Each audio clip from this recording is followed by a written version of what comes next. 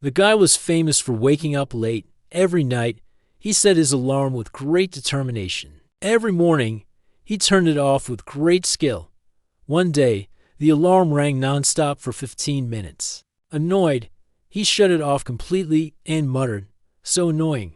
At work, his boss asked, "Why are you late today?" He replied, "My alarm didn't go off." That night, he checked his phone and saw a notification, "Alarm disabled by you." He stared at the screen for a long moment and sighed. So my biggest enemy is me.